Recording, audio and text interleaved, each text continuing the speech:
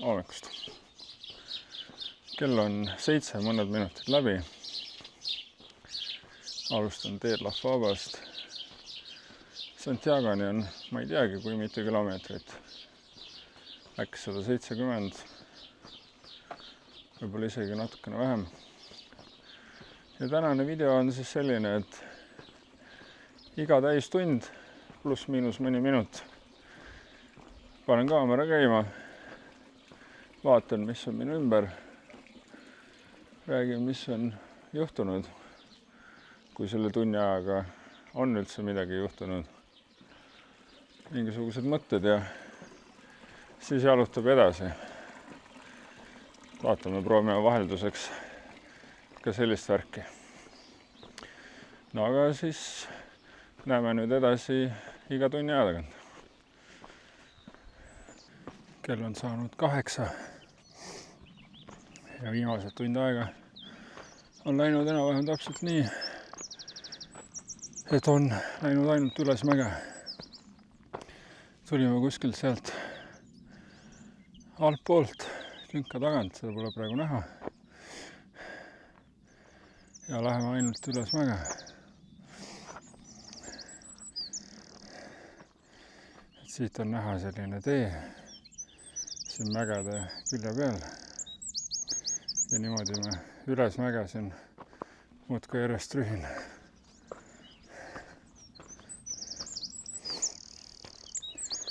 Et kindlasti on see mõnus ja suur vaheldus eilsele.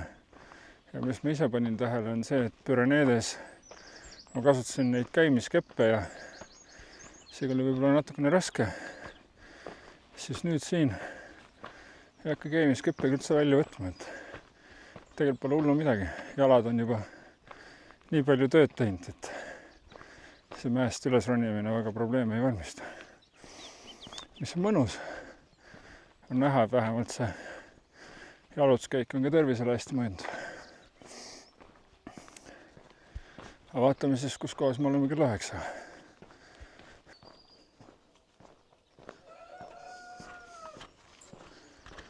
Kell on saanud siis 9. Parasjagu jalutan läbi just ühest külakesest, mis on sellise, ütleks, et üks suur talu. Lehmad, kanad, kukid kirevad, põllumajandustehnikat, maa ja ilm, asfalt, kõik on rakkane. Aga ühtegi paari, kus oleks väikse peatuse võinud teha, küll tee peal ette ei jäänud.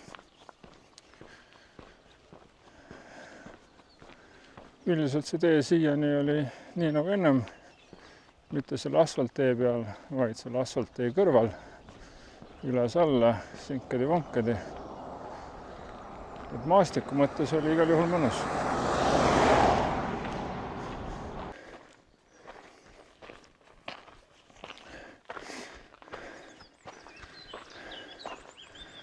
Kell on saanud 10. Maastiku üle nurisemiseks ei ole mingisugust põhjust. Nagu näha, jälle üles mäge. Viimased tund aega on lihtsalt klapid peas olnud ja tuimalt jalutanud kõigist mööda. Hoidnud, ma ei tea, mingi viha või frustratsiooniga siin sellisel maastikul samad tempot nagu siledal maapinnal. Lihtsalt nüüd salvestamise ajaks natukene hoogu maha, et midagi ka rääkida saaks. Ja ma ei tea, mis see on. Suhteliselt koll on ees sellest jalutamisest. Tahaks, et oleks juba Santiago. Ma mõtlen, et homme hakkab ralli. Äkki ma siis teen seda puhkust, nagu mina oskan. Vaatan oma päevakava ralli järgi. Istun kuskil pubis. Joon õlut. Vaatan rallit. Ralli pausi ajal liigun edasi. Ja siis vaatab.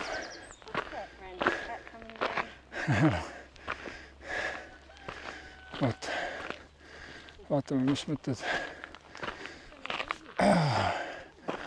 tunni aja pärast on.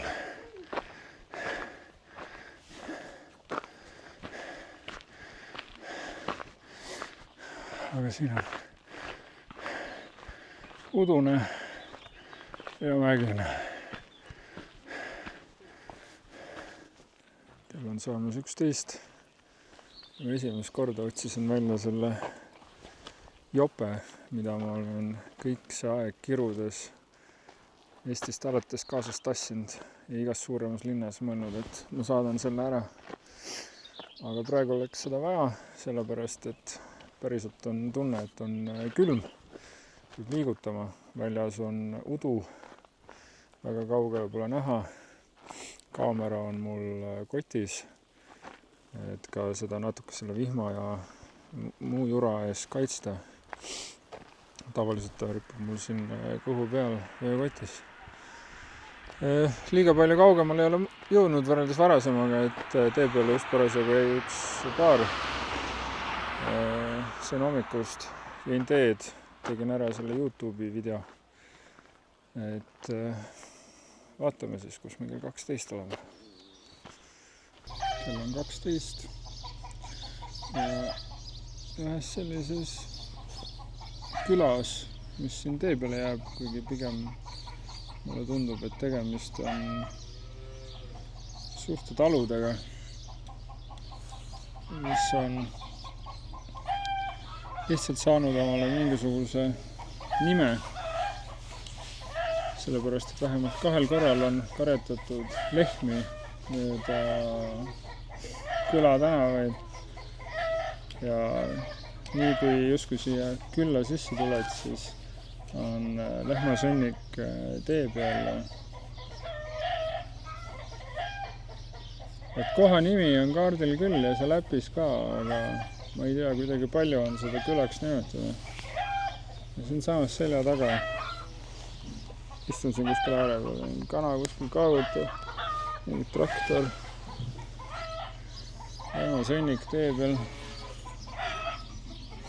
Keegi teeb häält siin lauas sees. No võt, sellised külad siis.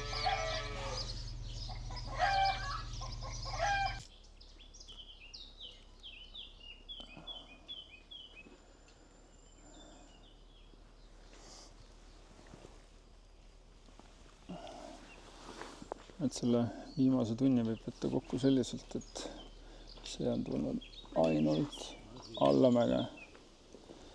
Mingil hetkel, ma olen äkki 2 tundi tagasi. Buenos días. 2 tundi tagasi oli mingisugune kõige kõrgema koha märk, kas ta oli 1200 meetrit, 1400 meetrit, äkki oli 1200 midagi. Ja nüüd me oleme ilmselgelt pidanud sealt alla tulema.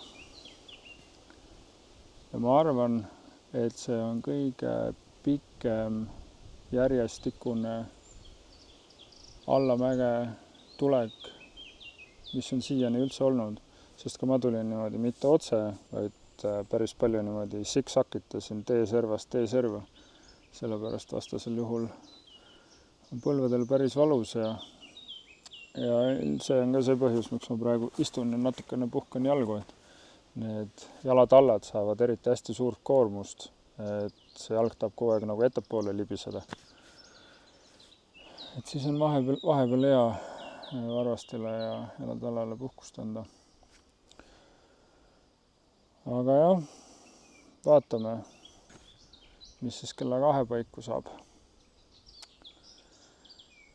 Ma arvan, et kella 2 on äkki need suured kinkad selja taga, kuigi tegelikult ma ei tea, kui ratsionaalne mõtlemine see on, sellepärast, et see Galiit, see ju peakski olema just mägine ala.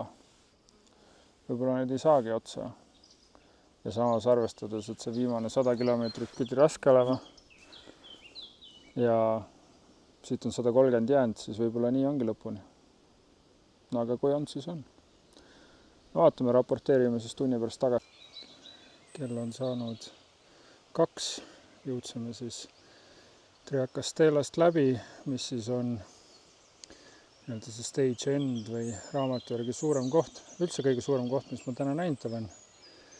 Ja siit tee läheb edasi, see vahepeale liiga palju ei jää, see Fonteracuda, Furela, võib-olla see Aquaida on see, kuhu siis proovida ööseks jääda. Aga samas sarja ei ole siis enam üldse kaugel.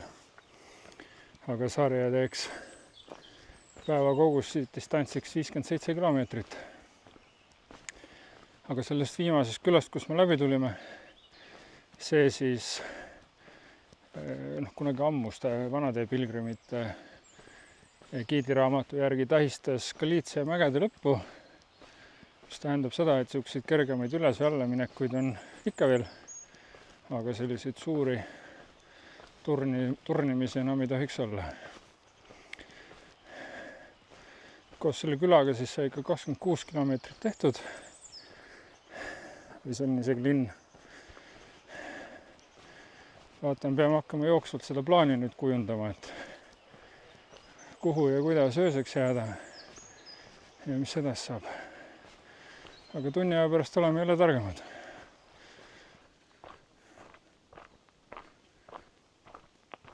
Kell on saanud märkamatult 3. Ja üllatus, mis siin ikka uut, ikka üks jalutamine. Pärast seda, kui sealt viimasest suuremast linnast läbi tulin, siis pole näinud mitte kedagi. Valetan, 2 jalgratturit läksid mööda.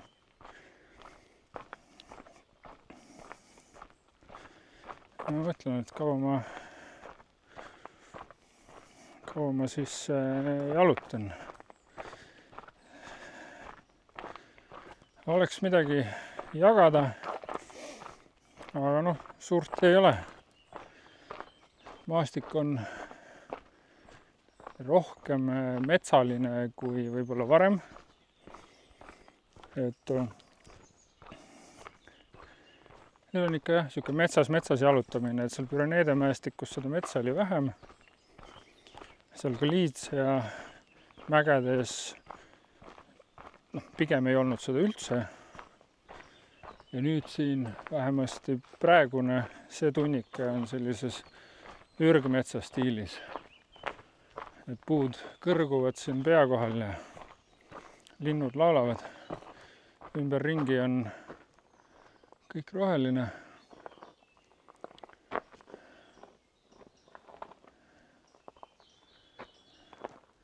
Et selles mõttes ei saa kurta.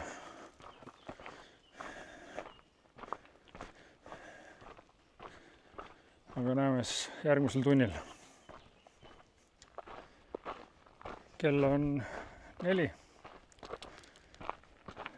52 kilomeetrit oleks tänasest alguspunktist Sarjasse, Sarja, emb-kumb. Ja tegelikult mul on alla 8 kilomeetri veel minna. Ehk siis see plaan saab teoks. Ja ma ei teagi, miks mul on vaja nii palju jalutada. Ilmselt ainuke põhjus ongi see, et saaks kiiremini selle asjaga ühele poole. Täna 52. Siis on 2 äärmisel juhul 3 päeva pärast on see asi läbi. Saab sellele joone alla tõmmata ja siis on öeldud, et on tehtud ja kaamera kotti ära panna ja vaatab siis seda Portugali teed, teeb võib-olla natukene teistmoodi, teises tempos, ilma selle kaamera piinata. Aga kuidas siis kokku võtta? Lehma sõnniku lõhn on kogu aeg ninas. Väga tihti peab vaatama, et see kuhu sisse ei astu. Need külad, mis siin, need ei ole külad, need on mingisugused laudakooperatiivid, mis siin tee peal on. Et on mingisugune väike külalaut ja siis nad karetavad mööda neid lehmi ühest küla otsast teise kuskile karjamaa peale. Seal võib-olla mingi 20 pealised karjad on. Ma ei tea, tundub, et seal külas kõik on rakkes, seal on, no ma julgeks öelda, et all 10 maja on seal võib-olla sellised, kus nagu elatakse, et ülejäänud on seal kõik mingisugused põllumajandustehnika ja loomad ja särgid-värgid. Et jah, on kindel, seda entusiasmi on näha mu näos.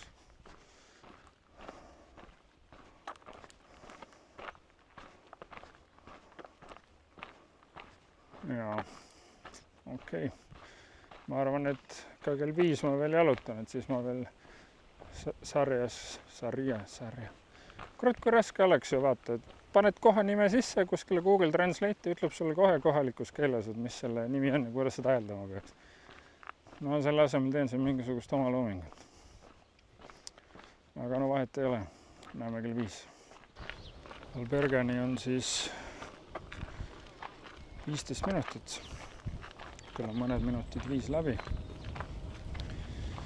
Vaatame, üks mõte on mul see, et tavaliselt ma olen alati Albergadesse jõudes oma videod ära lõpetanud, aga kuna ma täna olen siin seda iga tunni aja tagant reportaaži teinud, siis võib-olla jätkan selle tegemist.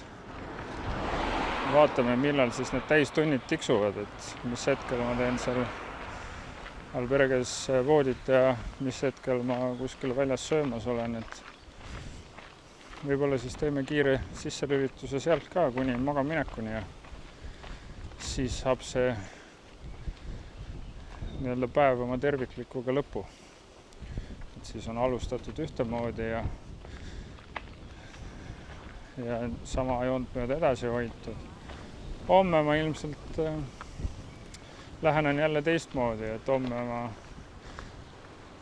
teen võib-olla nii, nagu varasemalt olen teinud, et näitan rohkem huvitavaid asju, mis tee peale jäävad. Aga see jääb juba homsesse. Aga praegu ja täna jätkame nende tunniste segmentidega. Igal juhul olen nüüd sarjas pestud. Tuba veel ei ole, sellepärast, et hospitaleerad pole koha peal. Ütles küll, et võin valida mingisuguse voodi, mingisuguse numbriga, aga ega mul sellega otseselt kiiret ka ei ole. Vaadates siia väiksesse displaysse, siis tundub, et peaks prillid jälle ära vahetama, et need fotokroomsed lähevad ikka kuu aeg tumedaks, kuigi päikest ju tegelikult pole ollagi. Aga see selleks. Mõtlesin, et teen rohkem videosi, täna rohkem ei viitsi ja vaatame, äkki siis homme viimased 2-3 päeva vanat viisi, aga praeguseks tšau.